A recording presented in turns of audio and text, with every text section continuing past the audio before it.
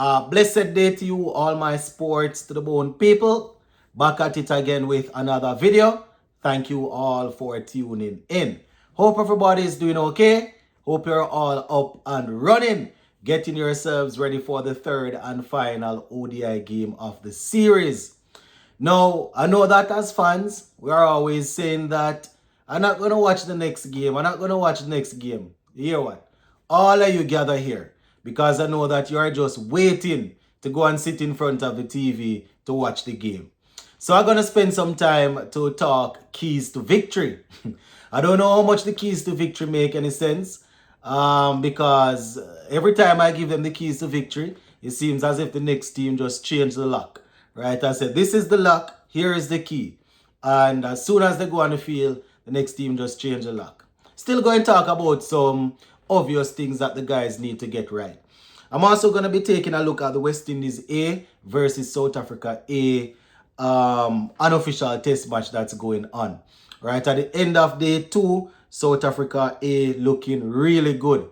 Man, them put a score 546 for 6, chasing 240 that the West Indies A team was bowled out for. So we'll talk about that also. So just give a listening ear until the end and let me know your thoughts. Also, please remember to subscribe to the channel if you have not yet subscribed. All right, let's just take a quick look at this West Indies A versus South Africa A red ball game, and then we'll talk keys to victory. So at the end of day 2, South Africa A leading by 306 runs with 4 wickets in hand. Right, I didn't get a chance to look at day 1. Right, day 1 was on Sunday when I took a little break. Now, West Indies A, they were bowled out for 240 in 63.4 overs. We saw where a couple of players got starts, but they were unable to really push on and, put some pressure on the South Africa A players. John Campbell opened the innings with Micah Louis, and they both put together a nice little partnership. We actually had 79 before we lost the first wicket. John Campbell was the first to go. John Campbell made 33 from 43 with 4 fours. Louis, he made 57 from 70 with 10 fours. Right, and coming in at number 3, Anderson, another low score. He made 3 from 17. Hodge, he didn't trouble the score. Captain Tevin Imlach, he was the top scorer. He scored 61 from 105 with 8 fours. Right, so Tevin Imlach leading that game. Ronaldo Ali Mohammed made 8. Kyrie Pierre, he chipped in with 44. Joan Lane, he got 13. O'Shane Thomas 8. OJ Shees was left not out and not. So that is how we got 240.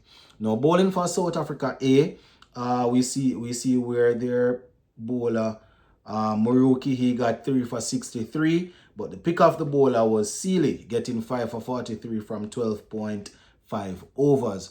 So those were the 2 main bowlers for South Africa. Now, when it was time for them to for South Africa to back my people, they went ahead and made sure that the West Indies A guys, would spend some time in the field.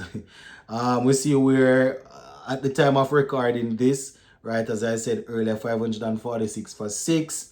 Their captain, he scored 209. That's Marquise Ackerman. He got 209 off 170. Right, 32 fours and 2 sixes. I didn't get a chance to see it. I saw probably like over 2 when I went on and saw that they were playing. Just didn't get to watch it.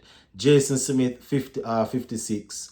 Right, so those were the guys there. As a matter of fact, Rivaldo Moonsamy was left not out on 68 of 103. So, he will resume. 546, my people, for 6, leading by 306. Wicket takers so far for the West Indies A, OJ Shees, 2 for 90 from 15 overs.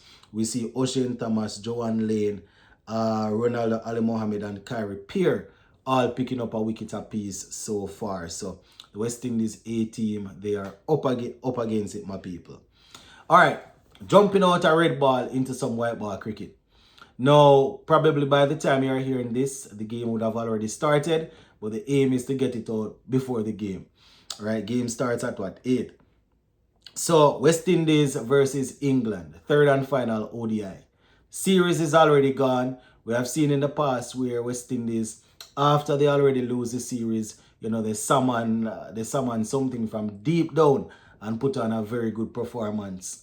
I don't know if that's going to be the case for this final game because we saw the batting, we saw what happened with the batting in the second game. Quite a few guys got starts. Casey Carty going on to get a century. Not very often we're able to be that consistent. But I'm hoping that we'll be able to do that again. So just like the keys to victory that I gave for the first game, if we're batting first, obviously now we know that 308, 9, 10 cannot win a ODI game against England. You need to be scoring 360, 370. And I've always said that the best batsmen, they will find a way to score runs on a pitch that is not very, very friendly for batting. Same thing with the bowlers. If the pitch is good for batting, the very good bowlers will find a way to make sure that the opponents don't score a lot of runs. You understand? Even though the pitch is good for batting, that is how you find good players coming out, on top even when it's against them, right? So that is how we're looking. So we have to score, and it's not impossible. The second game we saw where we could have probably score 360, 370 or even more, based on the start that we got. Not saying we're going to get the same start. Not saying that Casey Carty going to go on to score a century or somebody will go on to score an easy century. I'm just saying, them sort of score cannot win anything. You understand? So we definitely need to try and find a way to score upwards of 350 if we're batting first. Obviously, if we're bowling first, we have shown that we can score 300. So if we can probably get them for 320, you understand, if we bowl first 320, probably 315 somewhere there about, then we can say the bowlers would have done their jobs and the batsmen need to find a way to chase it. We have to be very good in the field also. You understand? We cannot be dropping catches, cannot be missing runouts and stuff like that. I think in the video yesterday I said that Shea Hope had put down Joe Root, but that it was Harry Brooks. Someone reminded me in the comment section it was Harry Brooks that he put down. Joe Root. I think what was on my mind was the close one with the umpires called the LBW, right? Some you get, some you don't. So that is basically some of the things that we need to do, my people. If we're batting first, just go out there and score runs, rotate the strike. Openers need to understand that not every ball you're going to hit for a boundary. If you face an over and you don't get a boundary, don't mean that the following over you need to try and hit 6 sixes, right? To rotate the strike of 50 overs. You understand? Bowlers, same thing. Need to make sure that they are consistent. Hunting pairs. You understand? I don't know if we're gonna continue with this thing of trying out and out pace and the medium pace to open in Matthew Ford and Jaden Seals. I understand that they are probably trying to search for some swing. You understand? Knowing that Matthew Ford can move the ball around. Seals, as we know, he has a little pace and is capable of getting the ball up there. But I'm wondering if we need to trust the elder statesman, Alzarri, you understand, and know that he's a senior man.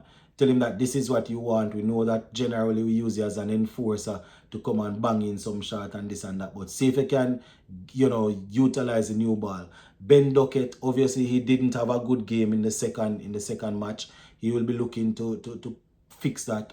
You understand? So if we can get Alzarri or whoever to go early and try and, entice him, try and nick him off or something. You understand? And same thing for the others. We have to utilize the new ball properly. Any half a chance that we get, we have to make sure that we take them. These guys accumulate runs very quickly.